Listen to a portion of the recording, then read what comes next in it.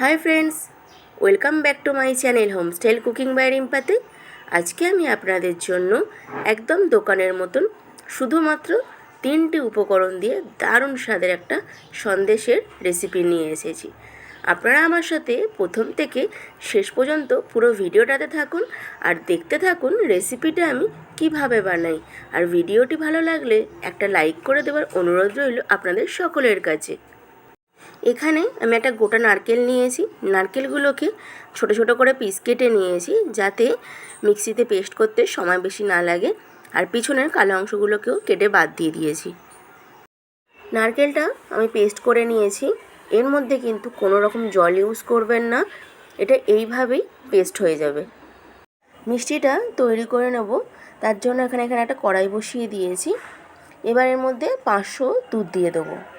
দুধটা কিন্তু আগে থেকে ফোটানো নয়, আপনারা চাইলে দুধটা কম বেশিও করে নিতে পারেন। এবার দুধটাকে একটু ফুটিয়ে নেব। দেখুন দুধটা অনেকটা ফুটে এসেছে। এবার এই দুধটাকে একটু ফুটিয়ে একটু কম করে নেব। প্রথমে এরকম নাড়তে ছাড়তে থাকবেন আর দুধটাকে একটু কম করে নেবেন। দেখুন দুধটা ফুটে অনেকটা কম হয়ে গেছে। এবার যে নারকেলটা পিষে রেখেছিলাম সেইটাকে এর মধ্যে অ্যাড করে দেবো। নারকেলটা দিয়ে একটু নাড়াচাড়া করে নিয়ে এর মধ্যে আমি 6-7টা মতন এলাচ নিয়েছিলাম। এলাচগুলোকে ফাটিয়ে ওর দানাগুলো বার করে নিয়েছি। এবার এর মধ্যে সেই এলাচের দানাগুলোকে অ্যাড করে দেবো। আপনাদের কাছে যদি এলাচের পাউডার থাকে সেটাও ইউজ করতে পারেন। দুধটা অনেকটা কমে গেছে, এই সময় গ্যাসের ফ্লেমটাকে অফ করে দেব। এখানে হাফ বাটি মতন আমি মিল্ক পাউডার নিয়েছি। দুধটা একটু ঠান্ডা হলে তবেই মিল্ক পাউডারটা গুলবো, না হলে মিল্ক পাউডারটা ভালো করে গুলবে না। আর এটা অপশনাল, আপনাদের কাছে যদি না থাকে নাও দিতে পারেন। দুধটা মোটামুটি ঠান্ডা হয়ে গেছে। এবার এর মধ্যে অল্প অল্প করে দুধটা দিয়ে গুলে নেব।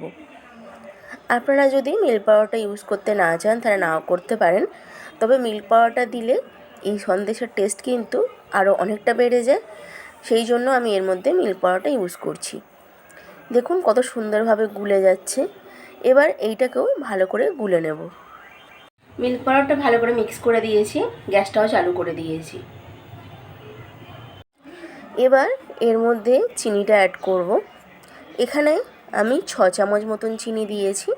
আপনারা যেমন মিষ্টিটা খান সেই হিসেবে মিষ্টিটা অ্যাড করবেন, তবে এই মিষ্টিটার জন্য এখানে 6 চামচ চিনি কিন্তু একদম পারফেক্ট।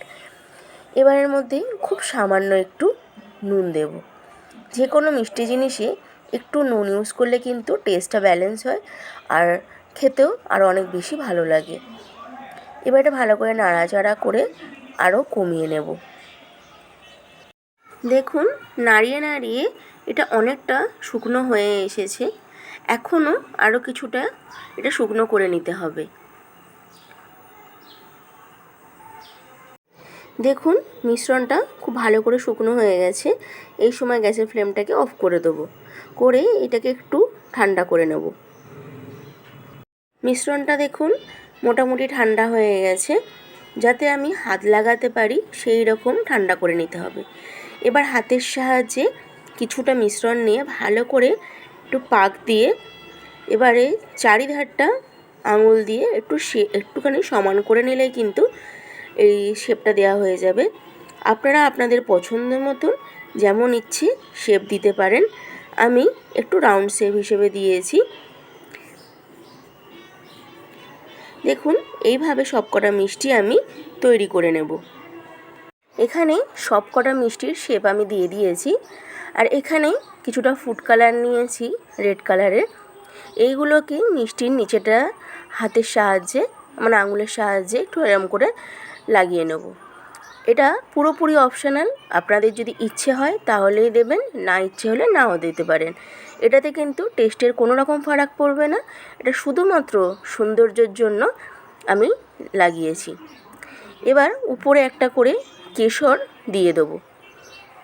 আর আপনাদের কাছে যদি অন্য কালারের ফুড কালার থাকে সেটাও ইউজ করতে পারেন, আর যদি না থাকে তাহলে স্কিপ করে দেবেন। দেখুন বন্ধুরা, আমার সব কটা মিষ্টি তৈরি হয়ে গেছে। আপনাদের যদি আমার এই ভিডিও একটুও ভালো লেগে থাকে তাহলে লাইক, কমেন্ট, সাবস্ক্রাইব করতে একদম ভুলবেন না। ভালো থাকবেন, সুস্থ থাকবেন। Thanks for watching.